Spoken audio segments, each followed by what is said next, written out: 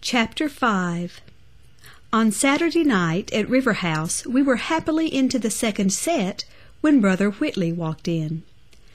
Nathan didn't see him, being turned sideways at the piano, but Paige and I nodded to him as he took a seat at the bar.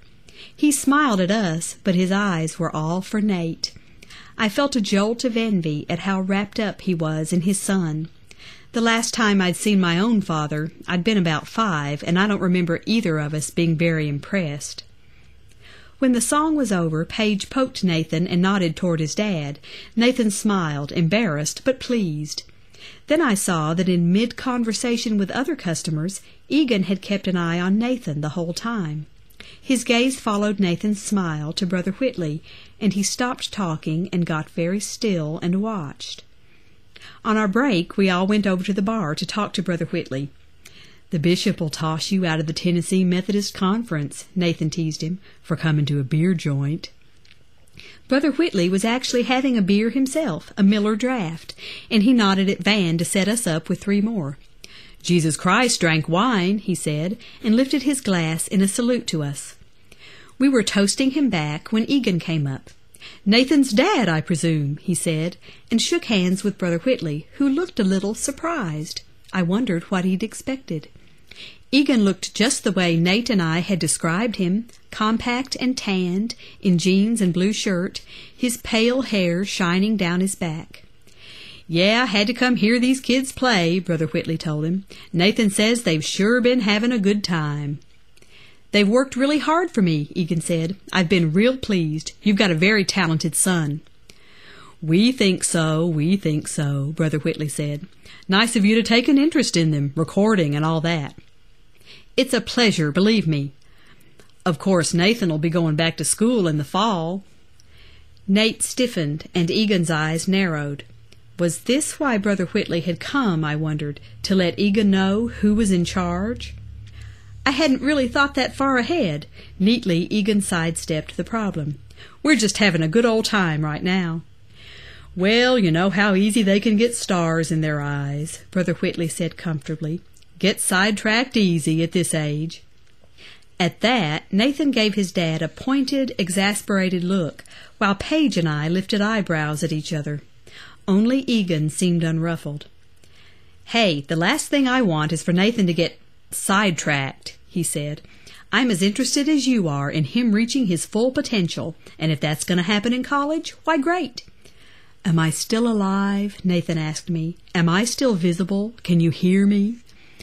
"All right, son, all right." Brother Whitley drank the last of his beer and patted Nathan on the back. "I've got to get going. Promised Elaine I'd come right back, and I don't dare have too good a time anyway. Artis is mad because I wouldn't let her come with me." "My sister," Nathan explained to Egan. "She's underage." 20 used to be underage." Brother Whitley got up. "Nice meeting you," he told Egan. "Likewise." As Brother Whitley passed me, his hand came up to my shoulder and nipped me so hard that tears came to my eyes. "Be right back," I said confusedly, and followed him out to the front porch. "Tim," Brother Whitley said, when we'd moved out of earshot from the cigar smokers, "you act like a guy who's got his head on straight." As opposed to Nathan, I wondered. "Thanks. What do you think of that fellow?" "Egan?" I didn't like being asked that, because at that point I wasn't sure what I thought of Egan.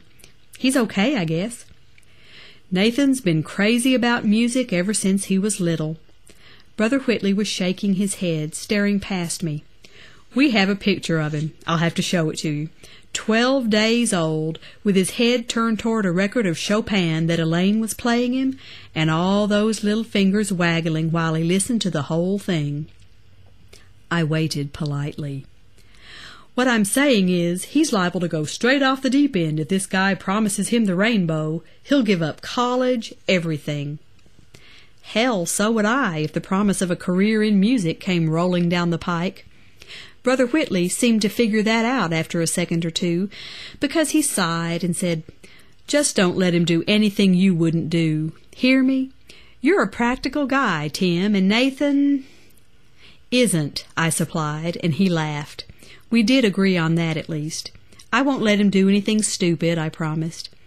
I was so smug, so sure I could take care of myself and Nathan too. I had no idea how quickly someone could be whisked out of reach. The next Sunday I liked church a little better. I found myself enjoying the way the Methodist hymns swung along, and while I didn't exactly pray, I loved the quietness during the prayers, the sense of something bigger and calmer settling down over us all. I heard people asking Nathan when he was going to sing again.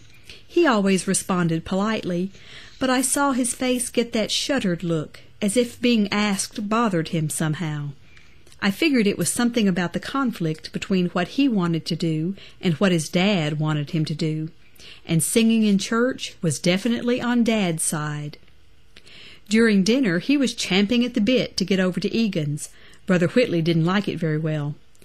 "I don't know, Nate. On a Sunday? Sounds too much like work, breaking the Sabbath."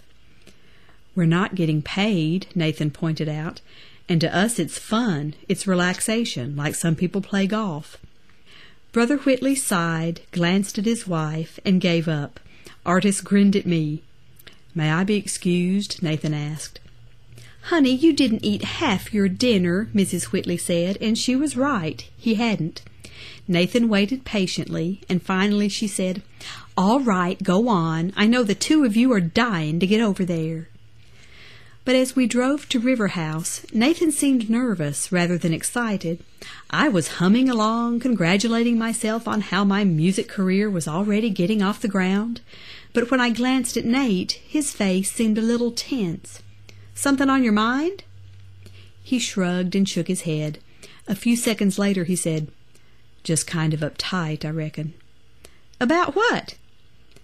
"This is such a big deal. I want to get it right." "Nathan, it's not a big deal." "It is to me," he said. "This is my one big chance this summer, like you said. I can't blow it." I didn't think I'd said that exactly.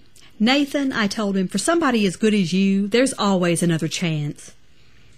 He pulled into the parking lot of River House. Page's car wasn't there yet. He sat back in the seat and looked at me intently. "Not like this," he said. "Think about it. It's all happened so fast. You come in here for the summer, and then this guy with money and gear and a place for us to play, and production credits, contacts. Tim, this is some kind of test." "Oh, hell, Nate. Don't start the God thing." "No, I mean it. There's crossroads like that in every life, and this is mine. I was thinking about it all through church today." "You think it's my crossroads too, then, and Page's?" "I don't know. You two'll have to decide that." "Gee, no pressure here, Nate," I said sarcastically. "Take the fun right out of it, turn it into a test. Yeah, that's just fine." He looked a little chastened. "It can still be fun." "Not if you make it a pissing match between you and God." I shocked him with that one. "I didn't mean that either. I just really feel like he's testing me, that's all." "And what happens if you fail?" To my surprise, I saw real fear in his face, his eyes bleak. "I don't know," he said.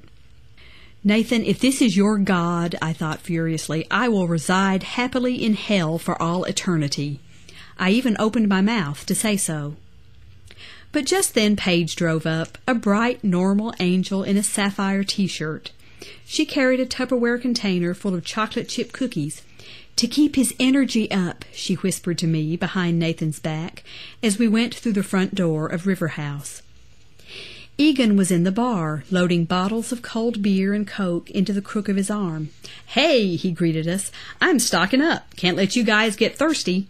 Anything else you want me to take upstairs?" We said that looked like plenty and followed him up into the coolness and light of the studio. The place already had a familiar feel, somewhere we were getting used to being. Page set her cookies on the coffee table, and Egan took one and raved about it. He was all over the place, adjusting lights and mics, tightening cables, asking us how we were, if we needed anything, his blonde hair crackling with energy. Nathan sat on the couch watching him, clutching his guitar, mute and still as a post. "Hey," Egan said finally, turning towards us and rubbing his hands together. "Got a surprise for you." Cool, Paige and I said obediently. This weekend I played your tape for a fiddle player I know. He was real inspired. Real inspired. Egan smiled reminiscently. He laid down some fiddle tracks and I dubbed them in. Really? I asked. Just since Thursday?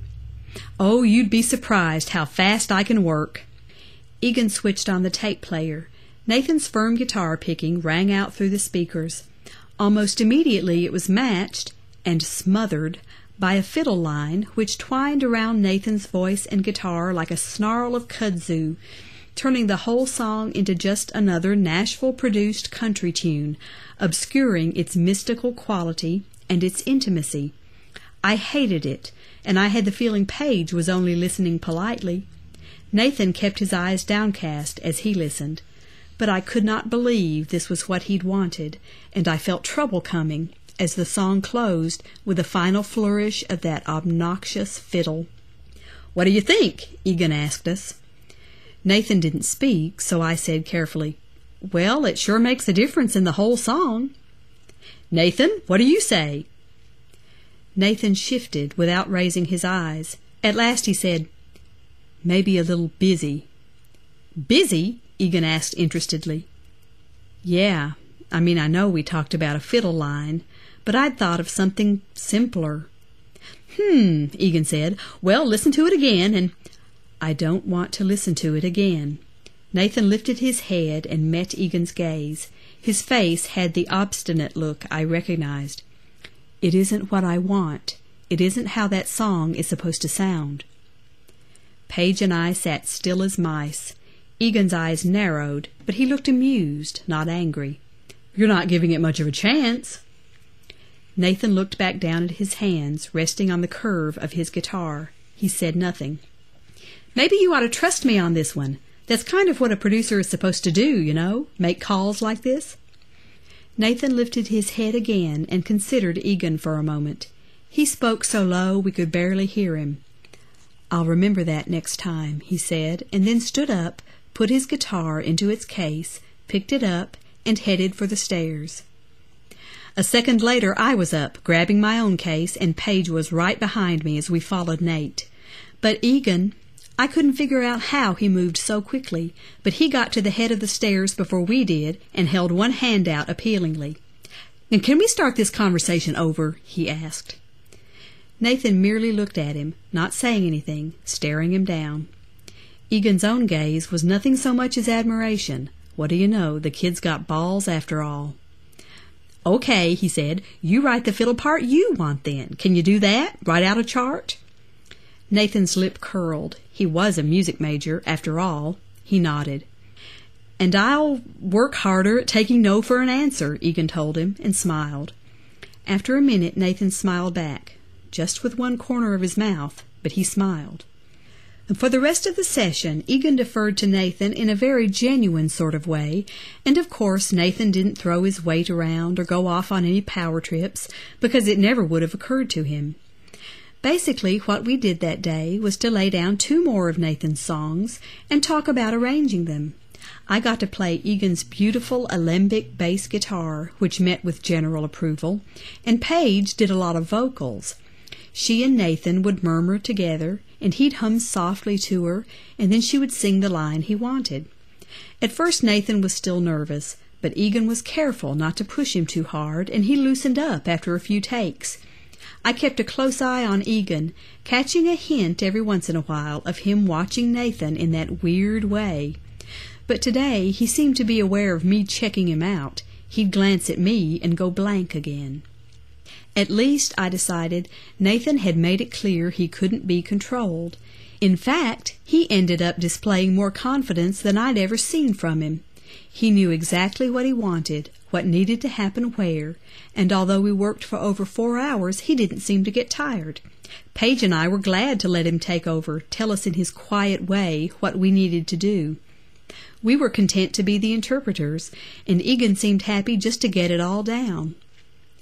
On our way home, I asked Nathan, "Would you really have walked out and not come back, or were you just calling his bluff?" He stopped humming and tapping a rhythm on the steering wheel. "I meant it. If we can't do what we want, there's no point." So was that part of the test? Nathan paused, as if this hadn't occurred to him. I guess, he said, but he didn't want to talk about his test with me since I'd scoffed at it.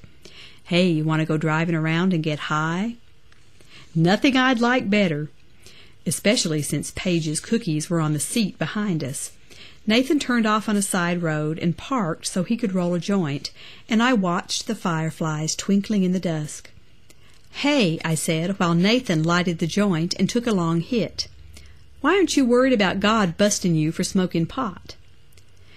Nathan blew out through the open window and gave me an enigmatic smile that showed more teeth than usual. He turns his head, buddy, he told me. Turns his head.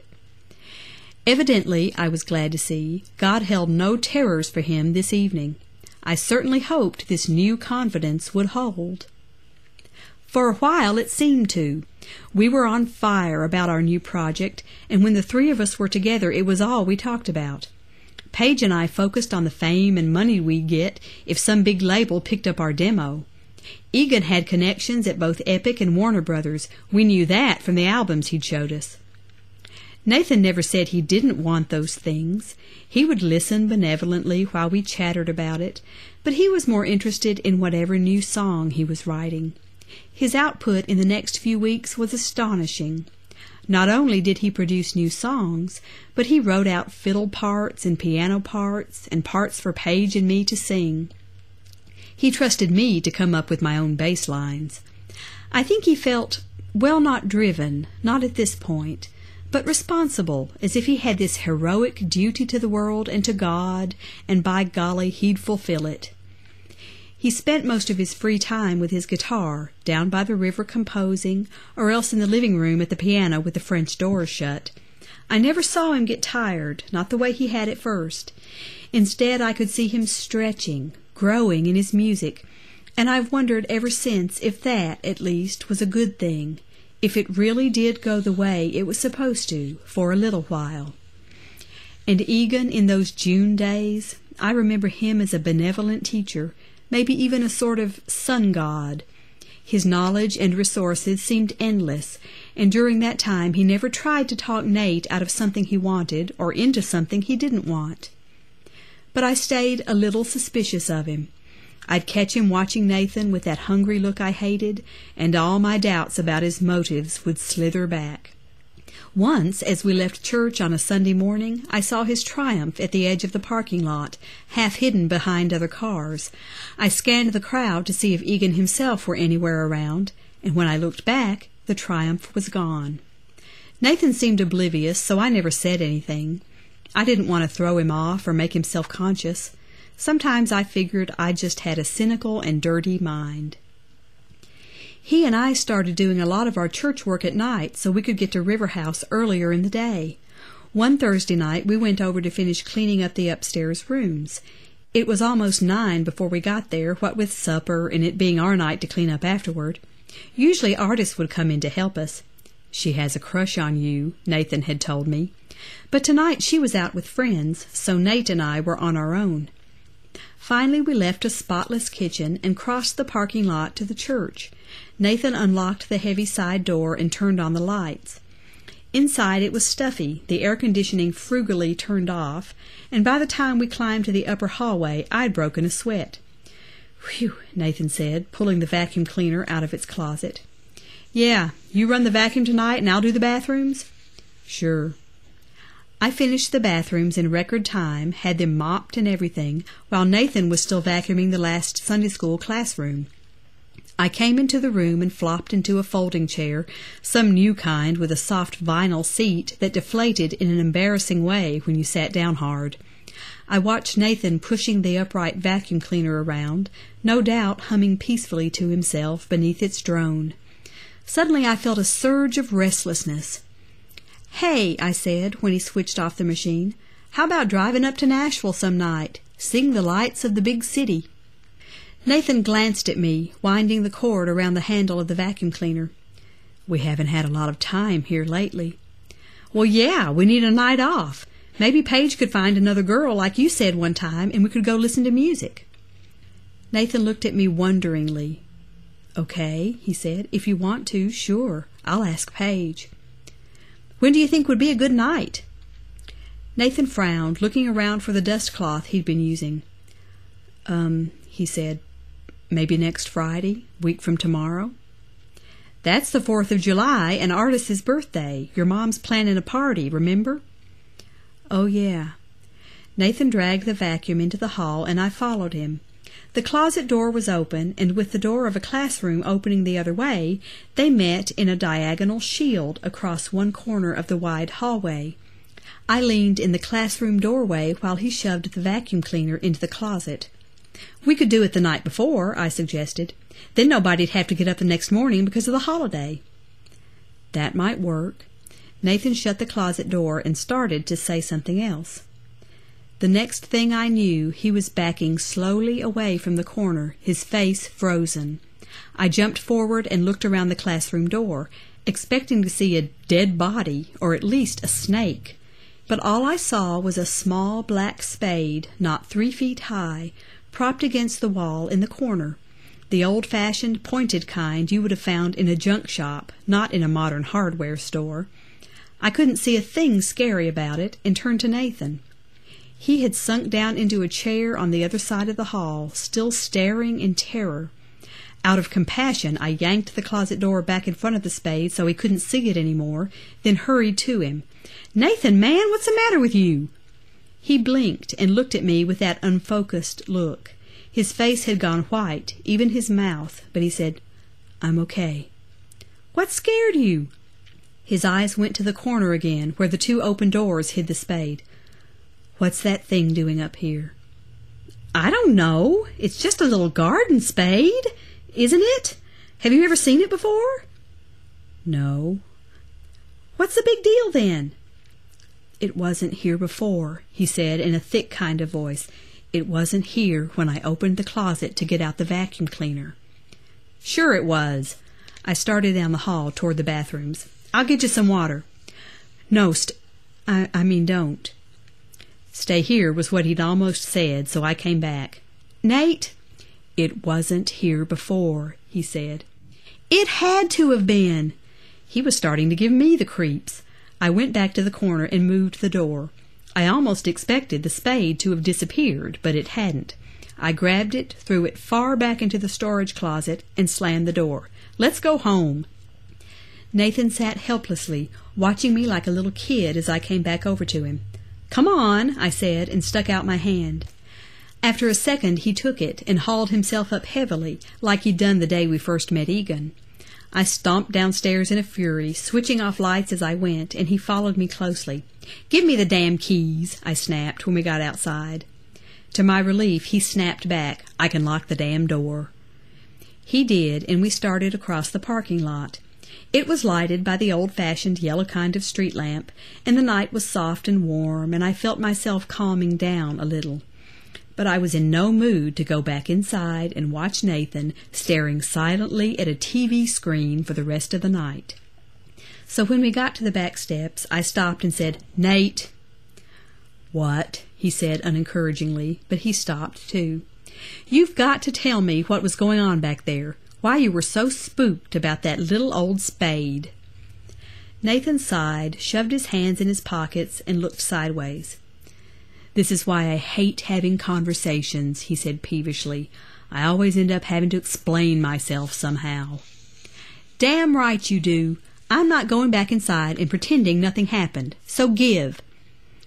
"Okay, so it was there the whole time and I just didn't see it." "I'm not arguing about that. I want to know why it scared you. If it had been a skeleton or a gun, something with I cast around for the right word. Menace." It had menace. "A garden spade?" It had a bad vibe coming from it, so black against the white wall. He was kind of mumbling now, trying to find words of his own, like it had dug a grave or something. I hadn't thought of that, and in spite of myself a shiver went down my back. "Geez, Nate, you've got one hell of an imagination." I wasn't imagining it, and it meant something. "You mean like a death warning?" Yeah, it was a warning, all right. From who? If he says God, I thought, I will punch him. But he just sat down on the porch step and shook his head. I think something's trying to stop me, us, he said, from doing this music thing, from doing what we're supposed to be doing. I sat down too. The concrete step was still warm from baking in the sun all day. So now you're talking about the devil. Nathan sighed. You know, Methodists don't talk about the devil all that much, or at least my dad never has. But I think there's something that works against people who are... He swallowed and looked away from me. I knew he was afraid I'd laugh at him. Trying to get to God, he said finally. Don't you? I mean, doesn't that make sense? Well, sure. I'm an RC, remember? Yeah, I keep forgetting. So you think the devil is trying to scare you into... It's trying to make me believe I'm digging my own grave, working with Egan, so that I'll get scared and stop. And for a few minutes it worked. I was scared. Nathan sighed and ran his hands back through his hair, lifting his face to the summer night as if he were suddenly thirsty for it. See, whenever you start to do something good, it comes after you, tries to stop you, and you've got to be armed against it. Armed how? He didn't answer at first. You mean like being baptized or wearing crosses or something? I pressed him. I think it's more like praying a lot. Well, are you praying a lot? To my surprise, Nathan put his head over on his drawn-up knees. I try, he said, muffled sounding, but it hits a wall. I don't know who I'm praying to. It doesn't feel like anybody hears me. I didn't know what to say to that, so I didn't say anything. I thought if I could just do this right, this summer with Egan, then that would let me find him somehow, get to him, so I can at least talk to him and know he hears me. That didn't sound right to me. In spite of my lack of religiosity, I was at least an educated boy. Nathan, isn't there something called grace? I mean, I never thought the point was that we get to God according to how good we do. God helps those who help themselves, he said. Is that in the Bible? I asked innocently. That seemed to make Nathan think, after all, that I was making fun of him. Never mind, he said, getting up. Now have I explained it to your satisfaction, and can we not talk about it any more? Fine, I said, and he went up the steps without another word. I was awakened in the wee hours by a worrisome noise, which pushed at the edges of my sleep until I came to and realized it was Nathan's voice, coming from his bed where he was muttering and fighting the sheets. No was about the only word I understood, but he seemed to be caught in one hell of a nightmare. Leaning over, I felt on the floor for an extra pillow and threw it at his bed in the dark. I thought I hit him pretty solidly around the head or shoulders. Nathan, go on back to sleep, it's okay. I wasn't sure he even woke up completely, but he was quiet after that. The one who couldn't go back to sleep was me. I lay staring at the high window over my bed, watching it turn paler as it got along toward morning. If I closed my eyes, all I could see was that damn pointed spade, black and sharp against the white wall of the upstairs hall in the church, with the overhead light shining down on it, and Nathan, and now me, somehow, caught in the fear of it. Finally, one little bird started singing in the tree right outside the window, and I was able to close my eyes and listen to it and eventually fall back to sleep.